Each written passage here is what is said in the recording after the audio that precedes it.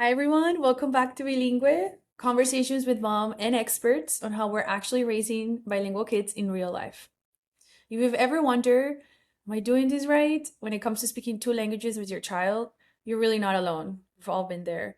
Today, I'm joined by the wonderful Dr. Taylor Benyahia, and we're getting into something I personally think is the hardest part of bilingual parenting.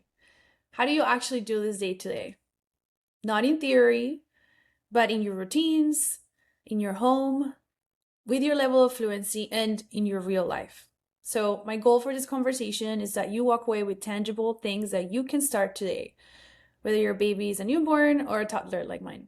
So, Dr. Taylor, welcome. Thank you so much for being here. I'd love to start by understanding more about your background. Tell us a little bit about you and the work that you do with families. Yes, thank you so much. I'm so happy to be here, and I love everything that you covered. That's exactly what I do in my line of work. I am a sociolinguist, and sociolinguistics is basically the study of language with a social component, bit of a psychological component. We look at things like accents, how does bilingualism work in terms of heritage languages, people that grew up living in one place, speaking another, all the emotions that go with it. And I grew up in the United States, but I did my master's, PhD studies in France, in the Sorbonne. That's where I'm based today. I also did a postdoc in Lithuania. I've had the chance to do research on bilingualism in places like Haiti, in Guadeloupe, in North Africa, in Eastern Europe. So lots of different places, lots of different types of families. And today, in France, I work primarily with families who are raising bilingual children. So, one to one, how to create a family language plan. What does that look like? And I get to do that with families all over the world. I also work with an association that works to promote bilingualism in the school system. So, what does that look like to encourage the journey in school as well? And I have my own trilingual in progress. Trilingual, Progress my God. loading. Yes, my toddler who's now 2.5, she's a Yep. I call her my trilingual tornado. She has a lot of energy. So at home we do Algerian Arabic, French English, and a little bit of Polish because of my I have a lip guitar background. So that's my story, and that's what I'm doing today. Thank you. I'm so excited to get into this Yeah. because I know there's a lot. A lot of parents are waiting to hear a little bit about this. But so, if I'm a mom listening and I'm thinking like I Yeah. want to raise my child bilingual, trilingual, Right. but I don't know where Right. to start, what Yeah. is the first thing that they can do today? I like to encourage parents to just start where they are, right? Because it can feel so overwhelming. Maybe you feel like you need to jump right in. Maybe you grew up speaking your language, but you haven't used it as much as an adult, or you feel a little bit disconnected. And so if you think, okay, from today, we're only going to speak Spanish or French or Arabic or Mandarin Chinese at home, it can feel so overwhelming. So I like to kind of have a little 5-minute rule, which is basically to choose something you're already doing with your child. So, a meal time, bath time, story time, something you're already doing. Don't add something new and say, okay, I'm going to try to swap this part of our routine that we're already doing in the target language that I want to introduce. And if you have a smaller child, you can kind of dive in. If your child's a little bit older, you might want to talk to them a little bit. Hey, we're going to try something new. This is so important to me. We're going to try this in some new ways with new words and things like that. But just starting with something small, starting anywhere with something that you already are doing every day. You don't want to just add a bunch of new things. Just swap out what you're already doing. And then at least you have one piece of the puzzle. You have something you can do every day with your child, and you've started. I think that's the hardest part. From there, then you can have some bigger conversations as a family, like what would bilingualism look like for our child? Because you might have different goals. Some families want to focus on reading, writing. Maybe their child wants to study one day in that language. That can be a goal. It can also look like, you know what? I'd love for my child to be able to understand their grandparents when they call on the phone and just feel connected to our culture. So talk about what does it look like for your family? What are your goals? How much time can we put into it? Are we going to look into immersion school or are we just going to do some activities at home? Can we go visit our home country from time to time, or is that not quite feasible today? It's okay, whatever works for your family. And then you start to shape out your family language plan little by little. Yeah, and I'm sure that changes too as a child, Oh, as you embark. yeah, Yeah. absolutely, absolutely. And it should be something flexible. It should be something, kind of living that you are going to adapt based on where your child is, what language they're going to school in, how they're feeling socially, and things like that. It's definitely going to change. But the way to start, have one little piece of the puzzle, have an idea of where you're going as a family, even if it's going to change, and then just build from there. I love that. So when we talk about starting, and Mm, I think one thing you had mentioned to me before, which I found really fascinating, and it's also very tied to how I thought about creating Birdsong, is this yeah. idea of language routines. The whole Oh, thing that you yeah. just said, like if you're already spending time with your child, pick one of these and sort of change it to the language, the target language, or kind of Yeah. introduce the target language. But what does that look like in real life? Can you give us some examples and ideas? And Yes. yeah. Yes. Yes. So I have a really strange one, which is with my daughter. She likes to kind of dance and brush her teeth. So we have this thing that Yeah. we say, our little verbal routine. Every time she brushes her teeth, we say, move your feet, brush your teeth. I don't know. Mm. It works for her. And what's fun about it is that we've done it so much that I can pause. I can just say, move, and she'll say, your feet. She'll finish the sentence for me. So she's plugging the words in. That can be an example of a verbal routine. If you are a parent who's trying to maybe work on your fluency, maybe you had a heritage language growing up and you need a little bit of a visual reminder from time to time, we even like to have little cards for different parts of our day. So remembering how to say, this is how we wash our hands. Let's do the soap. Yay. Very simple things, but we have little cards around the house. That can be really helpful. So it's basically a little phrase that you're using at the same time during the same routines. It builds that repetition and it is so effective. I even remember during grad school, I did the very typical student route in France, especially in Paris, which is to do like after school babysitting. And I had a little boy that I would Yeah. pick up from school, and he had never studied any kind of English. His parents wanted me to speak English with him. He was Mm. absolutely adorable. And I was like, okay, how can I encourage him to get speaking a little bit? So every time I'd take him up to his apartment, I would pretend to lose my keys. I'd be very dramatic and I'd say, oh, where are my keys? My keys. And I'd, go through my purse and things like that. I think by the end of the week, this little cutie who had never studied any English, we get to the top of the stairs. Before I even pretend to look in my bag, he says, my keys, just because we had done this routine. Yeah. And it was so effective. So, really, I tell parents if you feel overwhelmed with, okay, we need to switch 100% of our day to a new language, start with those little routines, the ready, set, go, one, two, three. Start small, build, keep it at the same things you're doing every day, and a lot of progress will skyrocket. And why do you think that routines are more effective at sort of anchoring the child or like teaching that language than introducing the language at random? Is it because kids are Yeah, already, I mean, routines I know are really good for kids in general, but tell yeah, me a little bit absolutely. why it's like also true when it comes to language. Yeah. So absolutely, as you said, it builds that repetition and it's very context based. So Mm. if you've ever, I think as parents, we especially, raising bilingual children, sometimes we get into this mode where we get a little bit into quiz mode. We ask a lot of questions and we'll say, what is this? What is this? What is this? What's the color? Well, it happens to me sometimes. And, that can be like, oof, the child can feel a little bit of pressure. I mean, I feel Yeah. that kind of pressure as an adult when someone asks me, "Oh, wait, how do you say this again?" And your mind goes blank. So, the nice Yes. thing about these kind of routines is that it's fun, it's low pressure, and it's really anchored in something like contextual. Sometimes, if we're just doing something, once in a while, showing a new word or something, when we anchor to something that's already happening and that's a part of their daily lives, it really makes sense. And then you can start to play with it, right? Because they're hearing it so often, they're associating with an action, a movement as well. It's like, okay, now these two things are connected.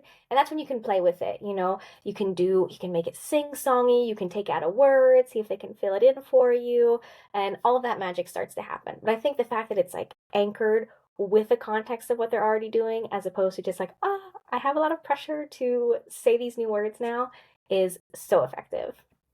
That is so helpful, and I think also just takes away a lot of we just use the word pressure a lot, but really the pressure from just being like, how It's do I do there, this? it's Like, real. it's just inserted in the moments you're already Yeah, sharing with your child: mealtime, exactly. bedtime, bath time, getting to the door every day. Oh my goodness. I also, yeah, with Olivia, every time she wakes up, I'm like, oh, buenos dias, mi pequeño rayo de luz. And like, she knows, like, it's Oh, up, like so the sweet. sun is out, stuff like that. So Yeah, that's super yeah, helpful.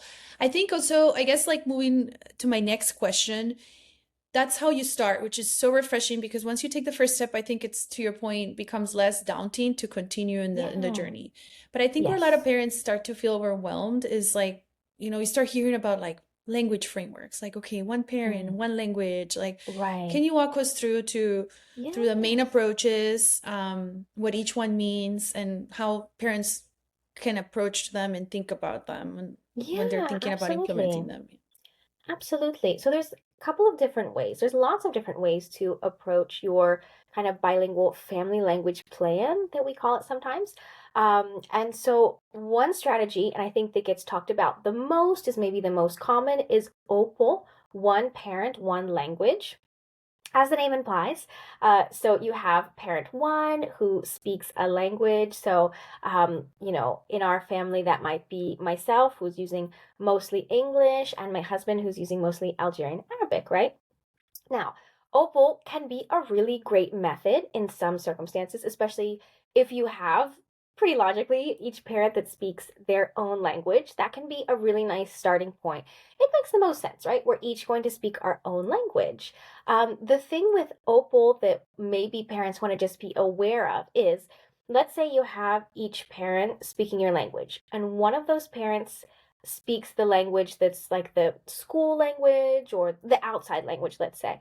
Sometimes what happens is over time, once your child is spending more time, whether it's in daycare, preschool, or school, that school language takes up a lot of place, and this is normal. This is what we know from lots and lots of research. So sometimes families might decide to pivot to another method, like minority language at home, and this is when everyone in the family tries to speak, for example, Spanish at home. And the next question is usually, but what if the other parent doesn't speak the language yet? And I usually say, that's okay. There are ways about that. If they have the time and resources to try to learn that language, it can be very helpful, even if it's just certain moments and certain times of the day as a family, some family dinners in that language, reading books, doing some songs and things like that, making kind of a little cocoon for the language at home. That starts to work really well with school age children, because the language spoken at school, it takes up a lot of space.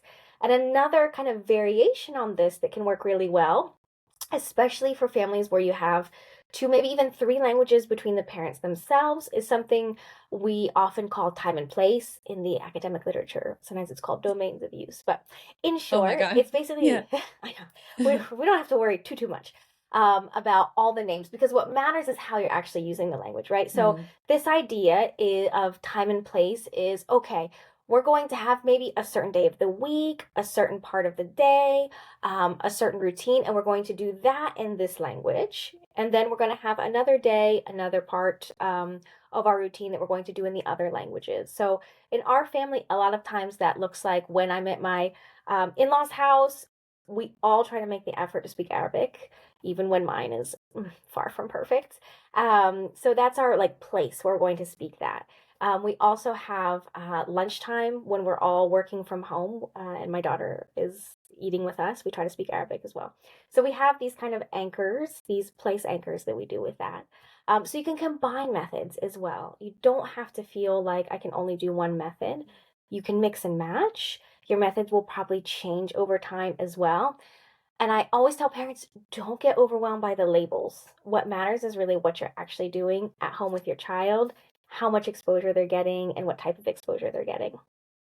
Yeah, it's so interesting. I everything you're saying resonates a lot because so I have my daughter is 2.5 as well, Yeah. and she's in daycare, and now her English is very strong. And we're doing Yeah. one parent, one language at home because my husband Yeah. speaks English. And Right. so, well, before it was kind of like, okay, I speak to her in Spanish and he speaks to her in English. Right. Right. It's becoming like her English is very, very good. And so now I'm becoming a little worried that like, like Spanish should be more present here at home, Yeah. even when my husband is around, in which Right. case Right. it might make sense to just kind of like try to have maybe one meal where no matter Yeah. what, like he understands enough that it will be okay that we Yeah. all just focus on Spanish. Right. And that way it's the third method you were talking about, which is like the time and place. And Yes. that would, Yeah. yeah, that might make, that's And you super can, helpful. and you can use those verbal routines. Like if maybe learning the entire Spanish language seems like a big challenge, he might say, okay, you know what? I'm going to have these verbal routines during our meal times and during bath times. He can check them with you. Okay, you sign off. And then no matter what, like you said, as a family, you have those moments. Or it can look Mhm. like, those books that have songs, for example, where it's more like, okay, all I have to do is sing the song or, name what's on the page. There's lots of ways that he could also show, what Spanish is really important in our home Mhm. and we're going to support that. And it doesn't have to necessarily be all or nothing, right? Because that's hard Mhm. too for, um, we would all probably love to learn so many other languages. We're just doing our best. So I think that kind of support can be still really helpful. Yeah. I think it's so interesting what you just said about if the non-speaking parent sort of learns one or two phrases that they use a lot, it kind of goes to show to the child that that language is important for them as well, Yeah. which in Yeah. turn like shows the importance to the child of the actual language. And so which I know that for you to keep that language, there has to be like an emotional connection to it as well, because we live in an English Yes. dominant country, at least here in the US. And so Right. that's so interesting that like I'm going to start implementing that, because I do think that Olivia, that's my daughter, she knows my husband speaks English, and if she hears us speak English to each other, and so like English is Right, important, right. obviously, Oh yeah, they're but very yeah. smart. They know. Yeah. So if my husband starts like demonstrating, hey, no, Spanish is also important to me, then it's also like a Yeah. connection point for them, not just for me and her, which I think is very powerful. Hmm. So I guess basically what we're saying is consistency is what matters most, not necessarily the model that you're following Yeah, for right, bilingualism. exactly. Yeah, I Exactly. got it. Okay. So let's make it super practical for parents who are listening and watching this. Yes. So okay. You kind of alluded already to something you use when you're brushing her teeth. But for example, like let's say I pick mealtime, like what are a few phrases that I can repeat every day? Like, Yeah. yeah. Super simple. It can be, what are we going to have for dinner tonight? Let's look at our plates. What do we have Mm. here? Right? And then you pick something up. Oh, this looks delicious. This looks so crunchy. Let's crunch. Right? And then you do a little crunch. Sound effects. Oh man, you can't go wrong with some Sound sound effects. effects, right? So then you can just, Acting it out, that's right, sound acting it effects. out. Yes. You can Mm, describe the food. Oh, what does it taste like? I taste something crunchy. I taste something sweet. mm, My daughter, she loves lemons. mm, So she'll tell me in Arabic or in English, oh, it's very sour. It's very sour. So we talk about, the tastes and things like that. We talk about the textures. We might say, oh, is it hot? And then we'll blow on it. Oh, no, it's cold. Are you ready to eat? We kind of just describe our whole meal like that, right? And you can, mm, when you have your really tiny little one, right? You keep it very, very simple, right? I'm going to take my spoon. Here we go. Here we go. You make it more about like the process of eating. Then when you get a little bit mm, older, you can look for inspiration. I even myself, when I'm like, what can we talk about our food? I love looking at, my speech language pathologist colleagues and how they describe food, that are mm-hmm, specialists in, like baby led weaning and things like that, and how they're always describing the food, talking about how it tastes and things like that. And at the end of the meal, okay, let's clean up. Let's wipe our hands. Wipe, wipe, wipe. Let's wipe our mouth. Wipe, wipe, wipe. Repeating what we're doing and things like that. it feels overwhelming, but if you kind of just describe your meal, describe what you're eating, what you're seeing, it usually flies by pretty quickly. And especially with the toddlers, I don't know about you, but the amount of food actually eaten is, is so small. Like one pea, they're Usually, like, ah, that's I don't right. like it. That's Like, right. That's right. thankfully. Exactly.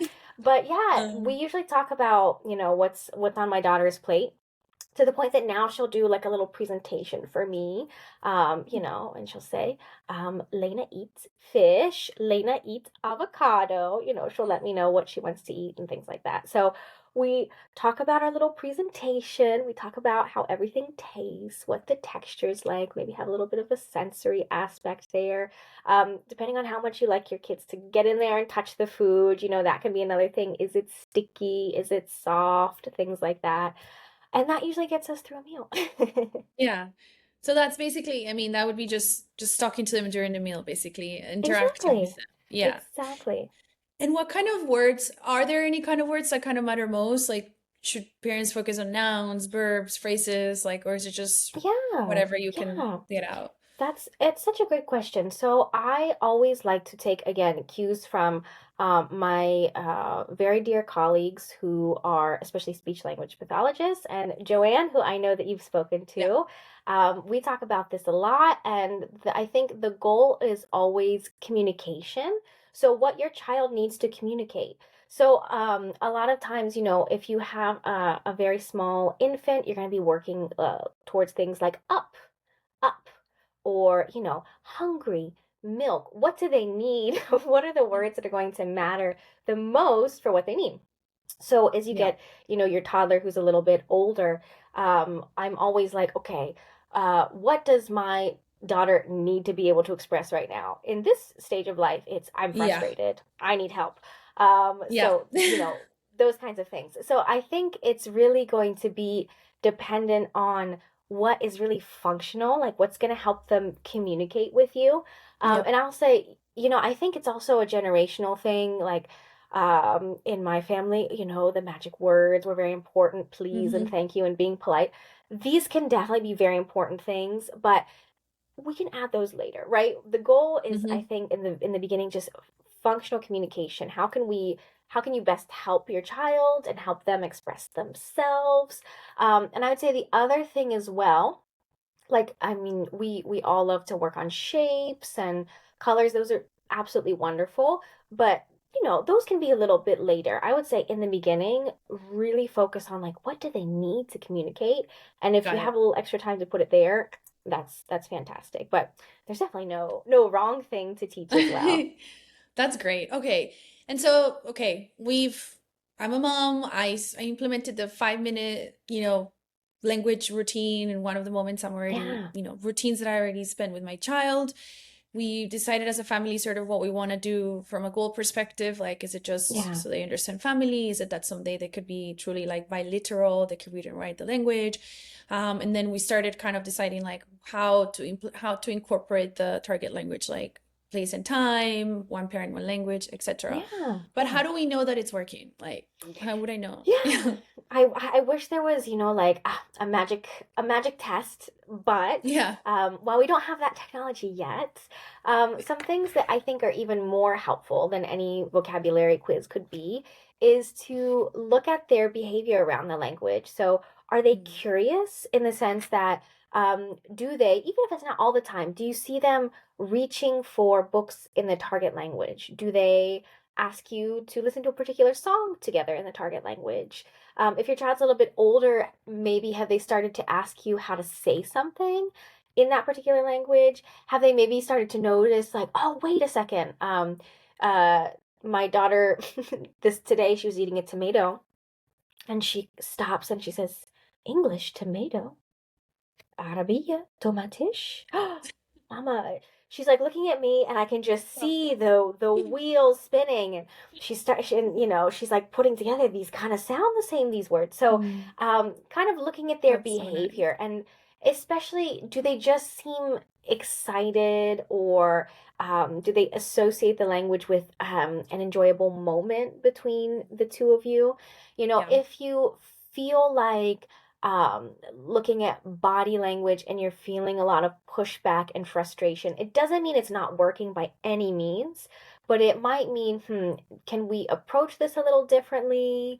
Are they feeling a lot of pressure? Can I try something a little bit different, right? So I would say most likely, if you're giving your child as much exposure as possible, if you're trying to vary the amount of exposure they have, if you're doing all of those things, most likely they are getting some of the language. And then beyond that, you can look for, okay, how are they reacting to it? How do they feel about it? And if you see that they're excited and they're enjoying it, that's already a really good sign.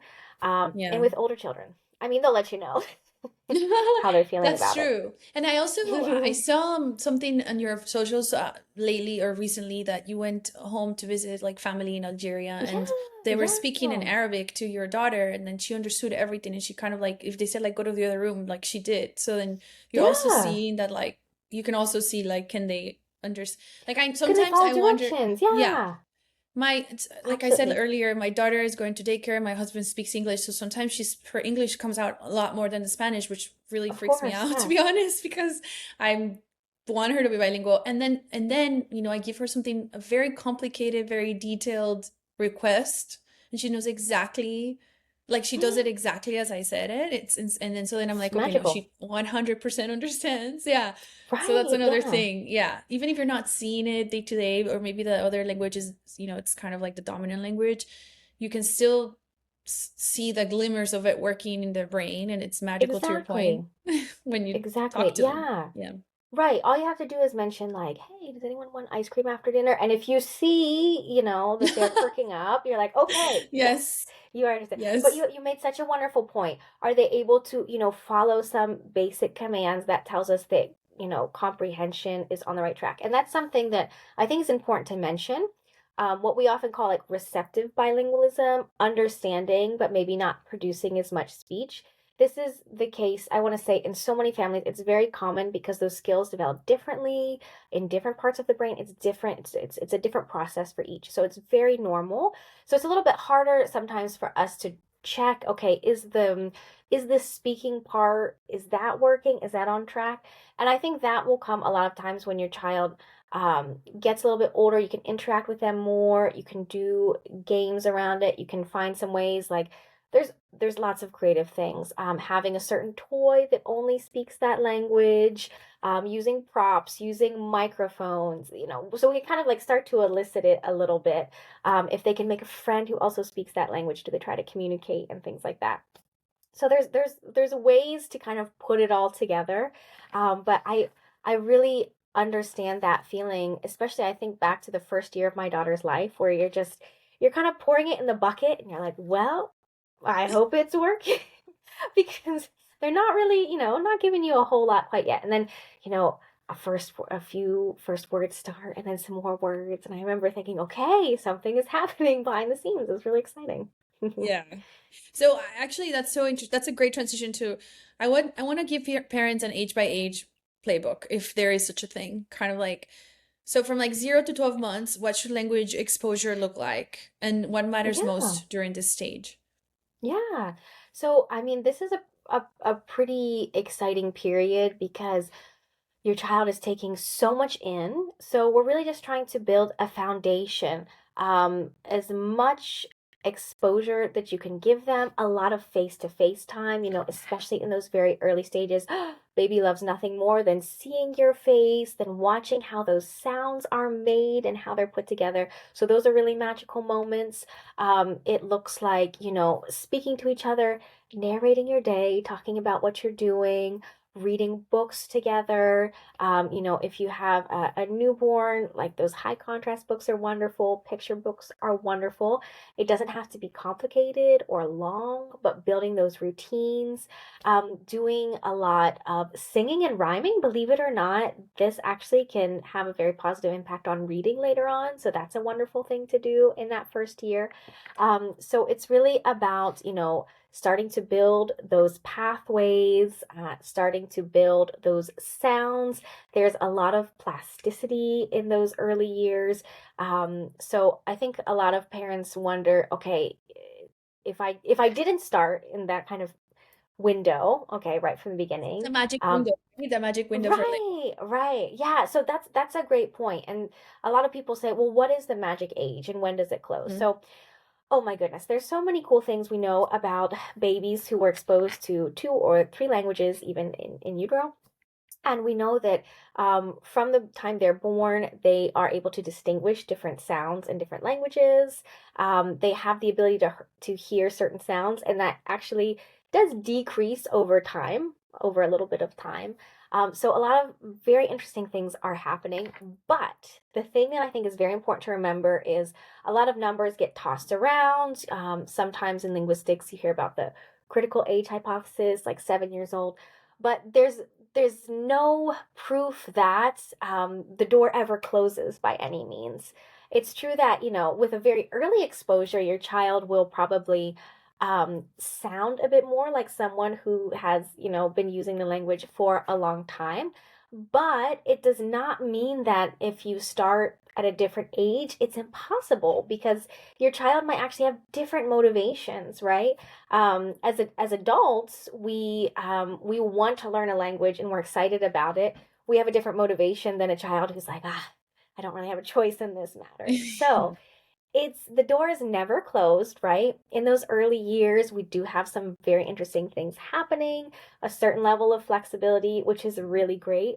But at the same time, it's never too late. You really can start at any point, as long as you put into practice all these things we've talked about. Amazing. And okay, so how do routines change once or evolve once they become toddlers and they start speaking? Like, how do you encourage them to actually answer you in the second language? Because that's happening to me nonstop. I tell something in Spanish to Olivia and she answers in English, so then I repeat what she said in Spanish. But Yeah, yeah, I don't know. yeah. Yeah. I mean, again, what you're saying is like the most common thing out there, and this happens for a lot of different reasons, right? I think one thing first, before we get into any kind of techniques, to maybe reassure you a little bit, is that there's a difference between language proficiency and language dominance. So your Olivia, I'm sure, is like incredibly proficient in Spanish, right? I think she likely knows so much Spanish, right? But she is in an English environment. It sounds like a big part of her day. And so what Yes. happens, she's not just trying to be a sassy toddler, right? There are just like those English pathways that are so much kind of like, when you go on a hike and those roads get, people walk on Mm, them over and over and they get, kind of formed. It's the same yes. thing. So for her, she's just like, okay, I'm going to reach for what's easiest. So that makes sense. All Mm. right. So we know that they're not necessarily doing it to get a reaction from us, even though it works sometimes. The next step is okay, can we supplement a little bit? And it sounds like you're doing everything right. So, not just keeping the conversation going in Spanish, which is great, but doing the recasting. So, kind of like you're giving her a script as what you would like, how she could answer, right? So, if you ask her, do you want a glass of water? And she says in English, no, not right now. Okay. Then you would tell her in Spanish. First, you give her the script, right? Not right now. You tell her that Yeah. in Spanish and Yeah. then keep going. So next time she knows what she's supposed to say. Because a lot of times kids only Mm. hear the adult side of the conversation and they don't actually know like what they're supposed to say because they haven't heard that before. So that can be something that's really helpful. Otherwise, again, using the verbal routines. So using those to kind of pause, see if they'll finish it for us, right? That counts also as speaking. It might look like, using props, like I said, having a toy that only speaks Spanish, having sometimes we use those apps that make your voice sound really silly and have her speak like into the microphone and she hears her voice sounding very funny in Arabic and then she'll want to keep speaking. So that can be helpful. Sometimes getting a bit silly, so doing actually the wrong thing. My daughter went through a period where she was only asking me for things in French. She would say, donne-moi. And okay, I'm very happy she's speaking French, don't get me wrong. And I'm like, okay, how can I try to get her to say, please give me or just give me? And so for a while, she would say, donne-moi le ballon, right? Give me the ball. And I'd say, okay, do you want me to give it to you or put it on my head? Or throw it in the air, right? I do something Love really that. silly, and that Yeah. would kind of like break the script enough that Mm, she'd be like, "Oh, okay, like I want to keep the game going." So that was very helpful, right? So mm, my approach, I tend to try things that are silly, try mm, things that are fun. There will be some people who will advocate for something maybe a little bit more, um, not necessarily pretending not to understand, but saying like, what's that? You know, see if you mm. prompt just a little bit because you don't want them to get frustrated either. But once in a while, see if that can kind of prompt them to repeat. I personally don't always encourage that technique of pretending not to understand because in the work I've done, the research I've done, and interviewing like bilingual adults who grew up like that, they didn't always appreciate it and felt like it kind of Mm-hmm. made them a bit disconnected from their parents when they would Got be it. trying to tell them something and they'd say, listen, only in this language, you can only speak Spanish at home. I only want you to tell me that in Spanish.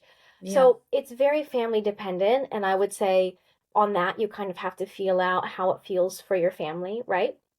But I tend to find, at least in this age range with toddlers, getting silly with it is very Mm. helpful. Getting silly with it. I love that. Getting silly with it. Okay. And then what, like, so on the other side of this is people, parents that are not fluent. So, like, what would you say to a Yeah. parent who isn't fluent or feels a little insecure with the language that they're trying to instill in their baby?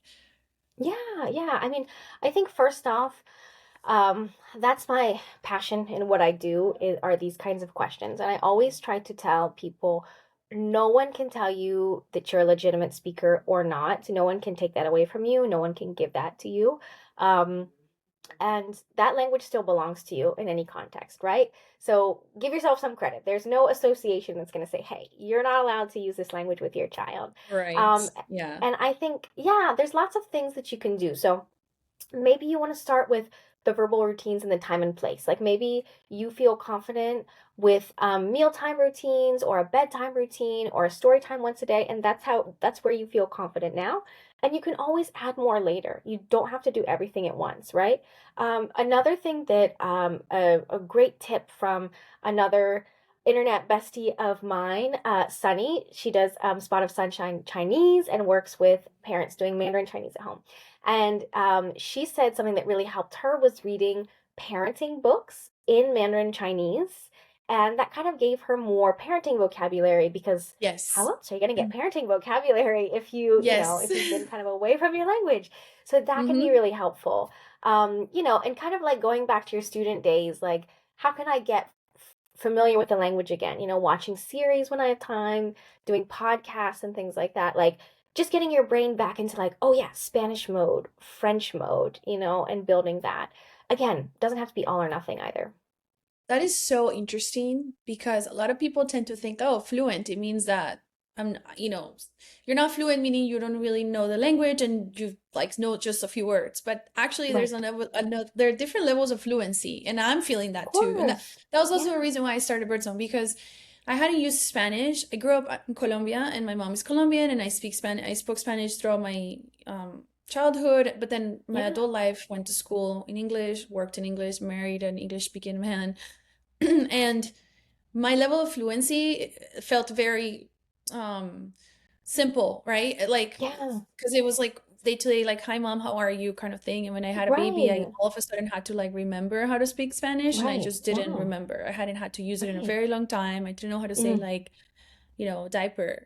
It was just kind of like an interesting like Yeah. reconnection with my language and Yeah. Yeah. realizing that I'm not that Heated fluent. bottle Now, warmer. Right. right, like no, no, zero. I had no idea. And then you have to kind of like realize like, okay, I have to reintroduce like I have to reconnect with my Yes. language again in like a Yeah. deeper Yeah. way if I'm gonna transfer it to my daughter. And Right. it's actually becoming even more so, to your point. I can personally attest, I bought 1 2 3 Magic in English and 1 2 3 Magic in Spanish to like read it Mm. and make sure I have the vocabulary, like to also like tell my husband how to do it, because he's gonna read it, but Amazing. I need to like be able to talk about it with him. Right. And then Right. Right. also in Right. Spanish so that I can, discipline her in Spanish Yeah. because I don't have the Yeah. words. So interesting. And then Yeah. even when I was potty training her, I had to think through like what are the phrases that I'm going to use and as encouragement and as Yes. like, Yes. Yes. the prompting in Spanish. I had no Right. idea how Right. to do that. Right.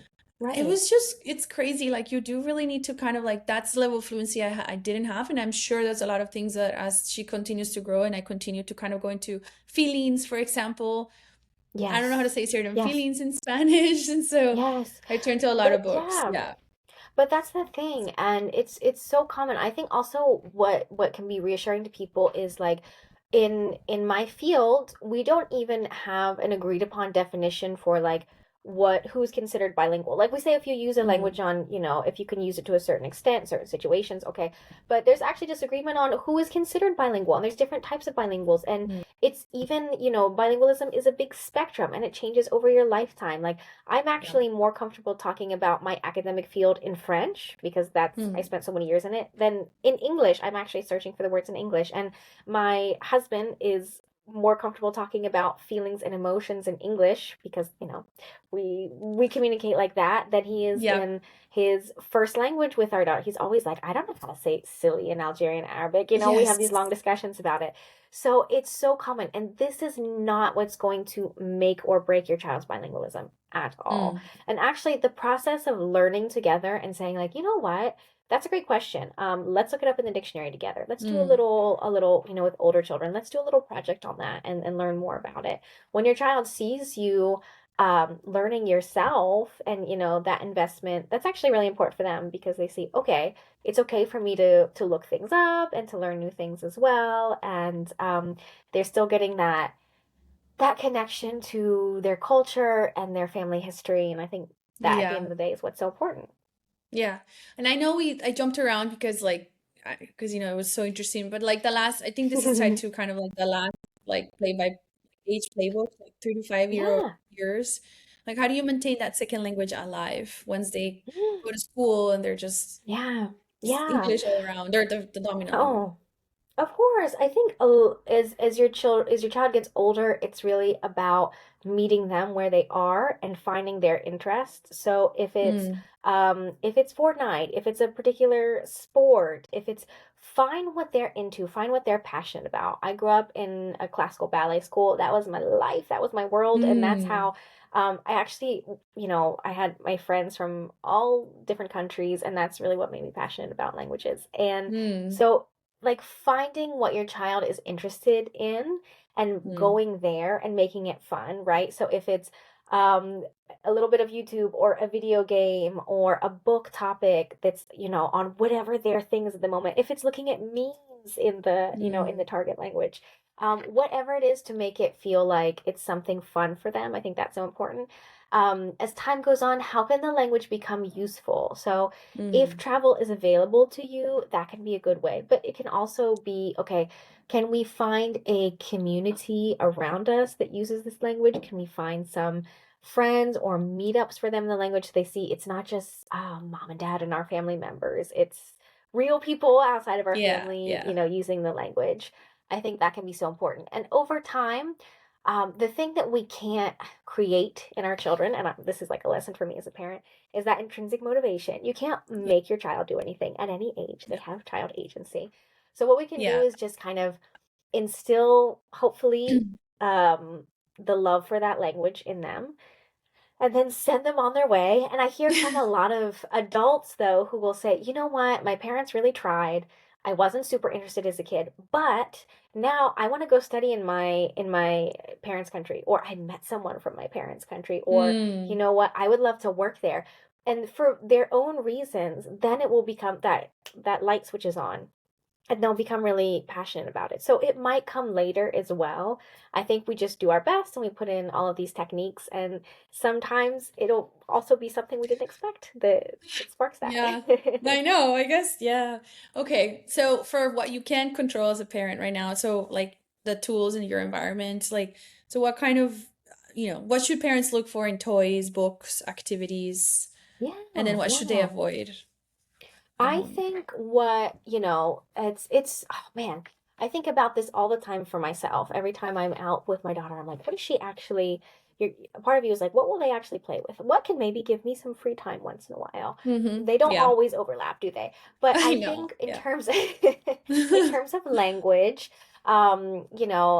it's like there's nothing more fun for your child than you. Like there's no Yeah. toy that's going to teach them anything better than you can. So what Yeah. is something that's interactive in the sense that you get to do it together, that it's Mm-hmm. something that can kind of develop with them a little bit, that's a little bit more open-ended. And we say open-ended, I feel like sometimes we have a very specific image of what that is. But for me, open-ended just means that they can be creative with it.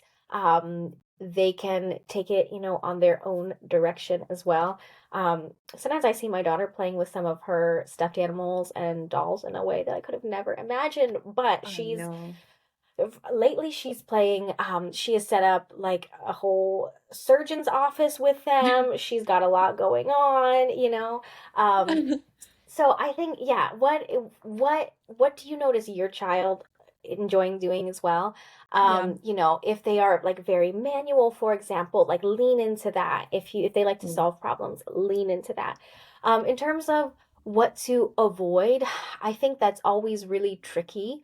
Mm. Because even um even like when I'm thinking to my early days, and I wanted very certain types of toys. I was like, oh, I don't want anything with too much lights or sounds or Yeah. things like that. I was so worried about that. But in the end, my daughter also had some of those toys, but we found a way to play with it that was fun and that she's still using and things like that. I think it's all about how you use it. Mm-hmm. But in short, like what can you do lots of different things with? A good example are like the interactive flashcards, right? Yeah. Where you stick in a flashcard and you hear a sound. So, on the one hand, in and of itself, you're not getting a lot of vocabulary in context, but you can use those flashcards and do lots of fun things with them. You can hide them around. Mm-hmm. You can make a game out of it and things like that. So, also, how can you extend it? How can you be a little bit creative? So, in short, what are things that you as a parent can do with them that kind of brings you closer together? What are things that you see them using for a long time, maybe growing with them a little bit, and that puts things into context? Yeah, that can be a part of your routine. That's amazing. Okay, one last question. Yes. So, if a parent listening today takes just one thing from this conversation, what should it be? Start today. Start today. Start small. One routine, one part of your day, and just go from there. Don't get overwhelmed with everything else and ask yourself a million questions or make yourself feel guilty. Just pick one thing you're already doing, and I really promise you that you won't regret it. It'll probably just grow into something beautiful along the way. Thank you so much, You're Dr. Benyahia. This welcome. was so incredibly helpful. I think I'm like, this is just, I gather so many tidbits that I'm going to implement myself in my home. And I'm sure so many parents are finding this very helpful. So thank you for being So, here. And yeah, I hope for everyone listening, I hope this made you feel a little more confident about raising your child bilingual and hopefully hopefully this was helpful and you'll continue coming and listening to us. yes, Thank you. thank Thank you, you. doctor. Have a wonderful day. We'll see you Thank you around. so much. Okay. Bye. Bye bye.